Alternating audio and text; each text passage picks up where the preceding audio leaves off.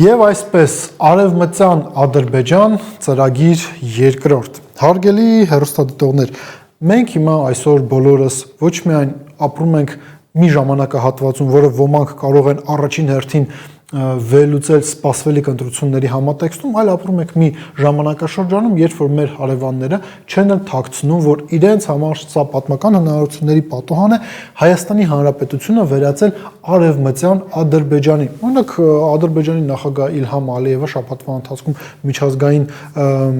միջազգային հավաքի մասնակիցներին դիմելով նշում է հետևյալը, որ օկուպացված Արցախ եւ այսպես կոչված Արևելյան Զանգեզուր վերադարձել են 80,000 ադրբեջանցիներ, վերադարձել են ճակերտավոր, դե եթե կա Արևելյան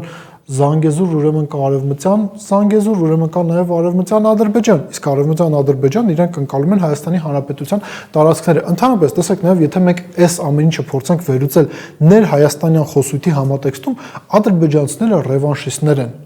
Ադրբեջանցիները ֆունդամենտալ իրականում պարտություն էին կրել 90-ական թվականներին։ Այն ժամանակ էլի կար Թուրքիայի աջակցությունը, ճիշտ է ոչ այնքան ինչքան 20 թվականին, բայց այնուամենայնիվ կար թուրքական կողմի աջակցությունը, բայց ադրբեջանցիները պարտություն կրեցին եւ հիմա ելնելով իրենց ռևանշիստական հակումներից, իրենք փորձում են անել ամեն ինչ, որպեսզի հայերին ֆունդամենտալ եւ վերջնական կապիտուլյացիայի ենթարկել։ Այստեղ էլ պետք է անկեղծ լինենք, իրենք փորձում են չկրկնել այն սխալը, որը մենք կատարեցինք 90-ական թվականներին, հաղթող լինելով չպարտադրեցինք Ադրբեջանին կապիտուլյացիոն փաստաթուղթ, բայց միևնույն ժամանակ պետք է նշենք հետևյալը, եթե փորձում ենք հասկանալ, թե ինչ էր կատարվել 90-ական թվականներին, ինչու են Թուրքիան, Ադրբեջանը մեր դեմ գործողություններ իրականացնում, մենք պետք է վերադառնանք 20-րդ դարի սկիզբ։ Իսկ եթե մենք փորձում ենք վերլուծել, թե ինչ է տեղի ունեցել մեր հետ վերջին 5-6 տարիների ընթացքում, ապա եւս այստեղ պետք է նշենք հետեւյալը, որ այնինչ 20-րդ դարում սկսեց իրականացնել թուրքական պետությունը, ներկայիս թուրքական պետությունը եւ Ադրբեջանը փորձել են վերջնակետի հասնել։ Իդեպ սրա մասին մենք չէինք ասում, սա Նիկոլ Փաշինյանն էր ասում նաեւ 44 օրյա պատերազմի ժամանակ, ասում էր Թուրքիան եկել է տարածաշրջան 1915 թվականի սկսած գործը ավարտին հասցնելու համար, ինչ իմանար Նիկոլ Փաշինյանը, կամ էլ միգուցե շատ լավ էլ գիտեր, որ գալու է մի ժամանակաշրջան, երբ ինքը տեսնելու է Հայաստանի ապագան թուրքական աշխարհում, մեր պարտությունն էլ ներկայացնելու է որպես հաղթանակ, բայց նաև ինչի մասին մենք այսօր արդեն հասցրեցինք խոսել, Ստեփանակերտի մայր տաճարը փաստացի ադրբեջանցիները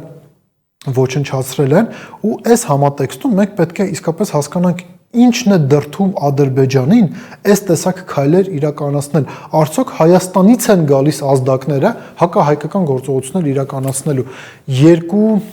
Երկու տարեթիվ է պետք նշել։ 2022 թվականի հոկտեմբերի 6 Պրահա Նիկոլ Փաշինյանը,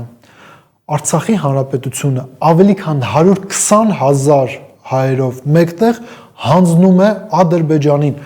Հարգելի քաղաքացիներ, հարգելի հեռուստադիտողներ, ընկերներ, մտածեք այս թվի մասին, այս իրողության մասին։ Մարդիկ ապրում են Արցախում, այդ մարդկանց հետ միասին Նիկոլ Փաշինյանը Արցախը հանձնում է Ադրբեջանին։ Դուք պատկերացնում եք ինչ կարող է լինել այդ մարդկանց հետ, եթե այնտեղ չլինեին խաղաղապահներ։ Այս հարցի պատասխանը տվել է իրողությունը, որը կա Գազայում եւ ինչ է արել Իսրայելը Գազայի բնակիչների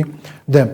Դրանից հետո, այսինքն 2022 թվականի հոկտեմբերի 6-ից հետո Ադրբեջանը շատ ավելի ակտիվ սկսեց առաջ տանել հետևյալ նարատիվը՝ Արևմտյան Ադրբեջան։ Այսինքն Հայաստանի Հանրապետության տարածքների հաշվին պետության ձևավորում։ Ինչու են իրենք դա առաջ տանում, որովհետև քանի որ այլևս Արցախի հարցը փակվել է, իրենք առաջ են տանում նոր քաղաքական ծրագիր, որը ոչ միայն պետք է միավորի ադրբեջանական պետությունը, այլ նաև պետք է ադրբեջանական ժողովրդին, այլ նաև պետք է հնարավորություն ստեղծի Ադրբեջանի իշխանություններին շարունակել կոնսոլիդացնել իշխանությունը իրենց դերքում, փորձելով արտաքին թշնամու կերպարը ել ավելի սերմանել, ել ավելի խորացնել ադրբեջանական ժողովրդի պատկերացման մեջ եւ Հայաստանի Հանրապետության դեմ գործողություններ իրականացնել եւ այդ ամեն ինչը լեգիտիմացնելու համար իրենք փորձում են առաջ տանել, կրկին ասենք, Արևմտյան Ադրբեջան թեզը։ Եվ երկրորդ տարեթիվը 2026 թվականի մարտի 11 Նիկոլ Փաշինյանի ելույթը Եվրախորհրդարանում ինչ է ասում քաղաքացիական պայմանագիր կուսակցության ղեկավարը։ Նա ասում է հետեւյալը, որ մենք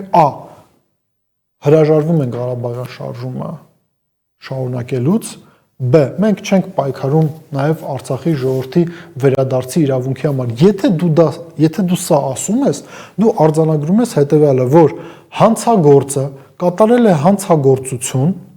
եւ դու ներելով իրեն լեգիտիմացնում ես նոր հանցագործություններ։ Այդ նոր հանցագործությունները վերաբերվում են նրան, որ հայկական հետքը տարածաշրջանում Ադրբեջանը իր հնարավորությունների չափով փորձելու է ոչնչացնել։ Ու այստեղ Նիկոլ Փաշինյանը իրականում պետք է պատասխանի հետևյալ հարցի.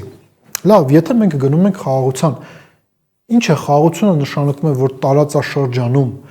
այն հատվածում, որտեղ դարեր շարունակ ապրել են հայեր, նույնիսկ եթե ադրբեջանական քարոզչության համատեքստում դիտարկենք, որ ադրբեջանական տարածքներում են ապրել հայեր, ինչը հայկական հետք առհասարակ չպետք է լինի, սա իր հերթին նշանակում է, որ այն թեզը, որ իրենք առաջ են տանում, թե իբր թե եկել է խաղաղություն, չի համապատասխանում իրականությանը, բայց արձանագրենք Ադրբեջանը հակահայկական գործողություններ անում է, երբ որ ազդակները գալիս են Երևանից։ Պրահայում ճանաչեցիր Արցախը Ադրբեջանի մաս, էթնիկ զտում եղավ Արցախում։ Ասացիր Եվրախորհրդանի ամբիոնից, որ չես շարունակում Ղարաբաղյան շարժումը կամ հրաժարվում ես արցախցիների վերադարձի իրավունքից,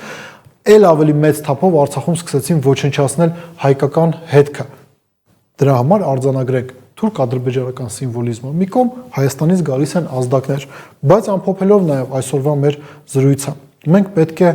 նշենք հետևյալը. Արևմտյան Ադրբեջան նախագծի ի հայտ գալը, այն հանգամանքը, որ Ադրբեջանի նախագահի աշխատակազմի մակարդակով սա ֆինանսավորվում է, սա ճանապարհի վերջը չէ։ Սա միայն ճանապարհի սկիզբն է, ճանապարհի սկիզբ, որի հենց մեկնարկային կետին Նիկոլ Փաշինյանը ադրբեջանական զորքերը, ենթակառուցվածքները, բանակը մոտեցրել է իմ եւ ձեր տներին, ինչու, որովհետեւ Արցախը հանձնվել է Ադրբեջանին։ Մտածեք այդ մասին։